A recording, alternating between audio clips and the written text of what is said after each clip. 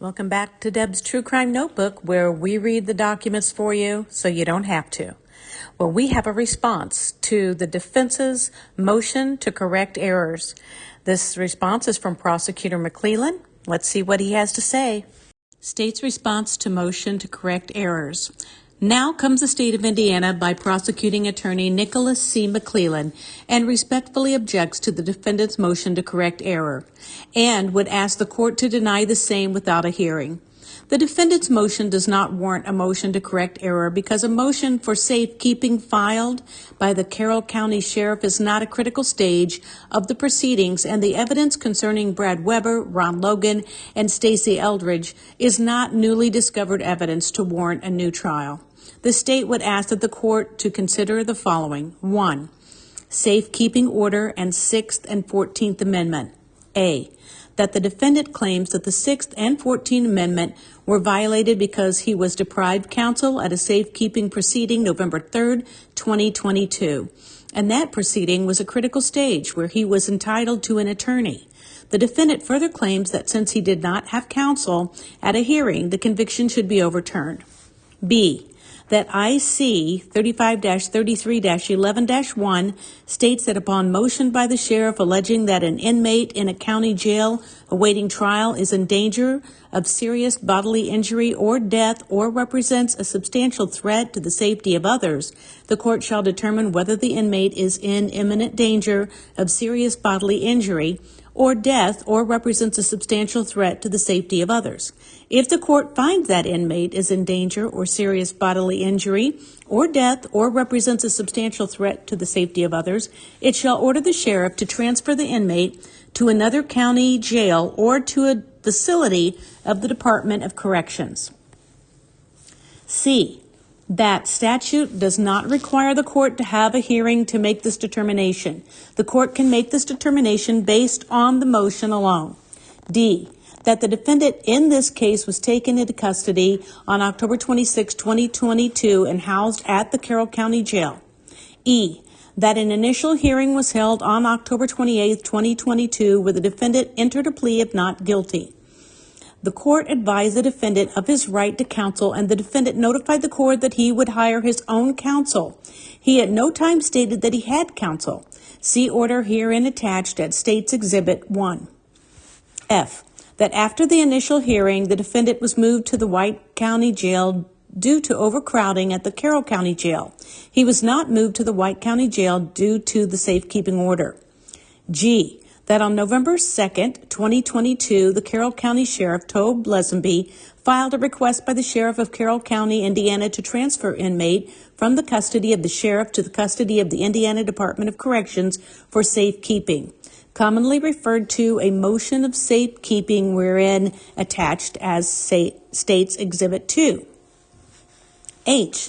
That on November 3rd, 2022, the state received an email from attorney Brett Gibson stating that he would not be representing the defendant, herein attached as State's Exhibit number 3.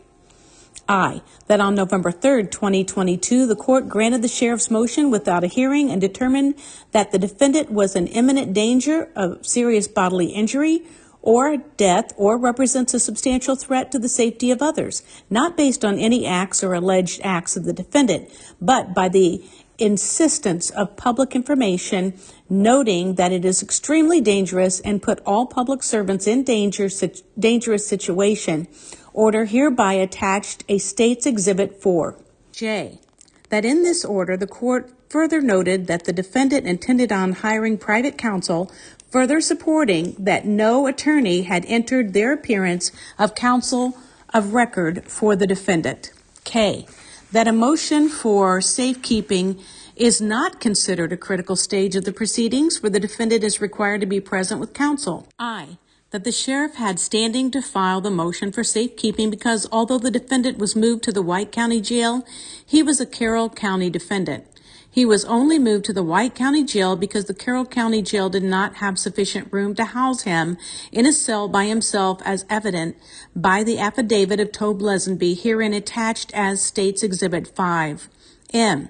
that Judge Diener was the presiding judge over the case at the time and therefore had jurisdiction over the case and further was within the jurisdiction and within IC 35-33-11-1 to make a ruling on the motion without a hearing. In that, as the filing of the motion for safekeeping, the defendant did not have an attorney of record. O, that IC 35-33-11-2 does allow the defendant to request a post-transfer hearing, which is what occurred in this case. The defendant requested a hearing on safekeeping order, and one was held on June 15, 2023. P, that at June 15, 2023 hearing, the court found that the defense's allegations were untruthful and not well-founded and denied the motion to modify the safekeeping order. The court further found that the safekeeping order was reasonable and necessary to ensure the defendant's safety and to prevent serious bodily injury to himself, thereby affirming the court's order of November 3, 2022. See order herein attached as State's Exhibit 6. Q. Therefore, the defendant had a right to object and exercise that right, and his counsel failed to show the court that the safekeeping order was unnecessary. In fact, the court found that the defense not only did not meet their burden, but that the evidence presented at the hearing did not support the allegations advanced by the defense counsel. That the defense filed an additional verified motion for immediate transfer of custody on September 18, 2023, which the court denied without a hearing. S, that the defendant's due process rights and constitutional rights were protected throughout the course of the case. T, under both the Sixth Amendment of the United States Constitution and Article 1, Section 13 of Indiana Constitution, the right to counsel only applies to critical stages of the prosecution where the absence of counsel might derogate from the accused's right to a fair trial. State versus Taylor, 49 and 83D, 1019, Indiana, 2016. Further, a stage of the proceedings is only critical if it's one where incrimination may occur or where the opportunity for effective defense may be seized or foregone. Hernandez versus State 761, NE 2D 845, Indiana 2002. The right to counsel is not a generalized protection for all purposes. It's not a right that is implicated just because questions of the law arise. Staley versus State 633, NE 2D 314, Indiana Court Appellate 1994. U, the motion for safekeeping does not touch on matters of guilt or impact the ability to have a fair trial. It is a mechanism for housing the defendant in a penal facility pending trial that will keep him and others safe. The defendant is not facing the advocacy of the prosecutor with respect to his guilt or innocence of the criminal charges. It further is not a stage where incrimination may occur or where the opportunity to present a defense to the charge must be seized or forever be lost or impaired. It has been found that the filing of the information is not critical stage. The probable cause hearing or initial hearing are not critical stages, nor is the procedure to select a special judge. Dolan versus State 721 NE 2D 241 Indiana 1999. Gerstein versus Pugh 420 US 103 1975. Hopper versus State 957 NE2D 615 Indiana 2011, and Staley versus State 622 NE2D 314 Indiana Court Appellate 1994. It is safe to surmise that given those rulings, a motion that does not even require a hearing would not be a critical stage in the proceedings, which in turn would not entitle the defendant to a new trial. V, that since this was not a critical stage of the proceedings, the defendant did not have a Sixth Amendment right to counsel, so he was not denied the Sixth Amendment right to counsel. Lafler versus Cooper, 566 U.S. 156, 2012.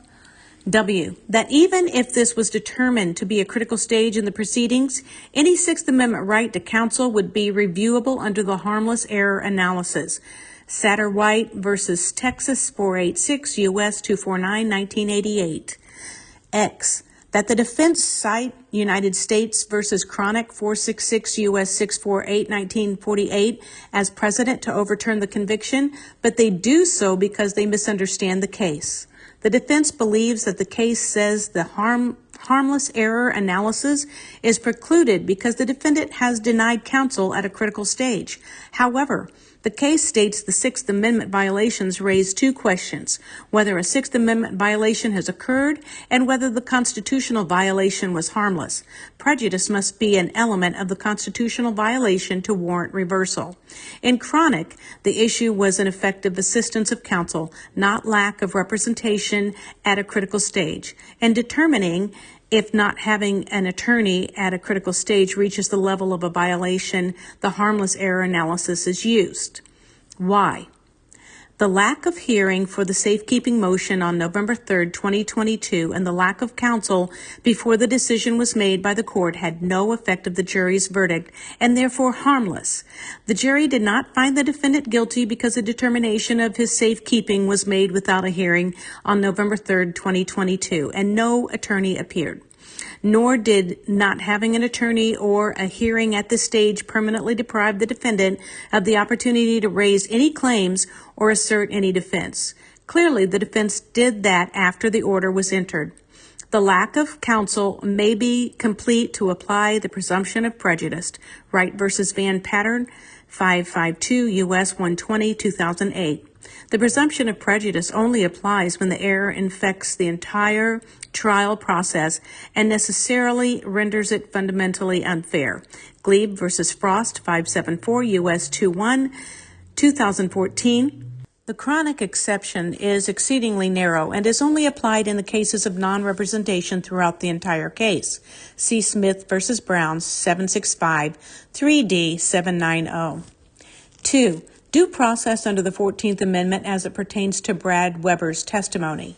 A. That the defense argues the defendant's due process rights under the 14th Amendment of the United States Constitution were violated because the state presented testimony that Brad Weber arrived home in the white van around 2:30 p.m., knowing that the testimony was false before it was elicited or failing to correct it once it had been elicited. The defense cites a video located in discovery of the residence near the Monon High Bridge, a video that was included in the discovery turned over to the defense and that the defense had the entire time of the trial. B. That the exhibit presented by the defense is in the form of a YouTube link that is not identified as an item of evidence by an Indiana State Police number and therefore is an improper submission for consideration by the court. It is unverified by legitimate means as to date and time. Defense alleged that the time of the video is off by 12 hours without any proof of said allegations except their apparent ability to tell time by simply looking at the daylight and moonlight in the video. They further make assumptions about the content of the video. They present zero evidence to support said allegations. C. That the simple answer is that a motion to correct error only applies to newly discovered evidence. From the defense's own admission, this is not newly discovered evidence, but rather evidence they have been provided long before the trial. The defense chose not to present it at the trial as part of the trial strategy. It was a trial strategy by experienced defense trial attorneys. Therefore, it is a moot issue because it is not newly discovered evidence. Helton versus State, 402 NE2D 1263, Indiana, 1980. D. That at best, this impeachable evidence that the defense could have used when Brad Weber was on the stand testifying, evidence which is merely impeaching, is not available as grounds for a new trial under the rules concerning new discovery evidence. Bell versus State, 626 NE2D 570, Court Appellate, 1993. Further evidence must be more than impeachable or cumulative, must not be reasonable, discoverable before trial, and also evidence that would probably result in a different verdict. Kelly versus Bunch, 287 NE2D 586, Indiana Court Appellate, 1972. Bubb versus State, 434 NE2D 120, Indiana Court Appellate, 1982. It must be more than contradictory. Reed versus State, 479 NE2D 1248, Indiana, 1985. E. Finally, the testimony by Brad Weber was not the exclusive evidence that the state used to convict Richard Allen. Brad Weber was put on the stand multiple times, and the defense had every opportunity to cross-examine him. If anything, this evidence is no more impeachable evidence that the defense chose not to use. The defense is not permitted to request a new trial to change strategy when their chosen path fails. F. This also applies to any phone pings that were in discovery for Brad Weber. This is not newly discovered evidence by the defense's own admission. Further, at best, it is impeachable evidence that the defense chose not to use at trial. 3. Ricky Davis claims of confession by Ron Logan. A. That the defense next argue that Ricky Davis claims that Ron Logan made a confession to him, said claim being newly discovered evidence entitling the defendant to a new trial. B. That any information pertaining to Ron Logan falls under the state's motion in limina concerning third-party motive. The defense had 3 days to present evidence to meet their burden for third-party motive. They mentioned Ron Logan but failed to meet their burden with the court. They chose not to present this evidence in that hearing. They also did not present this evidence when they renewed their motion during the trial. This now seems to be an effort by the defense to use a motion to correct error in an effort to circumvent their burden concerning third-party motive. That this evidence, along with the video surveillance evidence from the residence, was received by defense January 30th, 2024, as evidenced by the discovery release herein attached as State Exhibit 7. D. That the defense team consisting of 3 experienced defense trial attorneys made a choice not to fully explore or present the Ricky Davis claim, which the defense admits was contained in discovery. E. That the alleged confession was made to an inmate at the Department of Corrections named Ricky Davis, who was serving 50 years for dealing in methamphetamine. The law enforcement interviewed Ricky Davis and submitted him to a polygraph at his request. That Mr. Davis failed the polygraph miserably. That Mr. Davis gave a statement that alleged Ron Logan confessed to him that he killed the older girl first and then took the younger one away from the scene, that he killed the second victim later and then brought her back to the scene, that he went back to the scene after search parties searched his property and moved the girls to another location, that he removed the cell phone battery from the girl's phone and left the phone behind, and that he took the girl's clothing from the scene and burned. Many of these details are directly contradicted by the evidence. The others have no evidentiary support. That even with the alleged information from Ron Logan about the box cutter, there would not have been enough to establish probable cause to arrest Ron Logan. No evidence places him at the scene of the murders, unlike the defendant who left an unspent round at the scene that was subsequently matched to a gun that he owned, that he himself asserted was never in anyone else's possession, who put himself on the bridge at the time of the abduction and wore the same clothing as bridge guy. 4. Stacey Eldridge expert opinion. A. That the defense finally alleges that the affidavit by Stacey Eldridge supports the dirt or water did not cause damage in the auxiliary jack in order to log wired headphones were plugged in and unplugged. They allege that this is newly discovered evidence that would probably produce a different result at a new trial. B. That Stacey Eldridge testified at trial for the defense. C. That she did not submit any report, log, or any other information that supported her position that the log accurately supports that headphones were plugged into and later unplugged from the auxiliary jack. D. That his opinion was only supported by her testimony at trial. E. That prior to her testimony, Stacey Eldridge had only done one other forensic phone analysis and had only testified one time prior about forensic phone analysis. F. That Stacey Eldridge only gained the education to be able to testify to forensic phone analysis as recently as 2023. That the bulk of her expertise is in computer and network forensics, not cell phone forensics. See her CV attached here as State Exhibit 8. G. That the state called Sergeant Christopher Cecil on rebuttal to testify about headphones in the auxiliary jack of the phone. H, that Sergeant Cecil was able to observe photos of the phone when it was found, herein attached as States Exhibit 9, 10, and 11. I, that Sergeant Christopher Cecil did testify that one plausible explanation of or for the log entry is that there was dirt or water in the jack that caused a malfunction. This is in part based on the condition of the phone was found in, how long it was outside before it was found, and his knowledge and experience as a forensic phone examiner.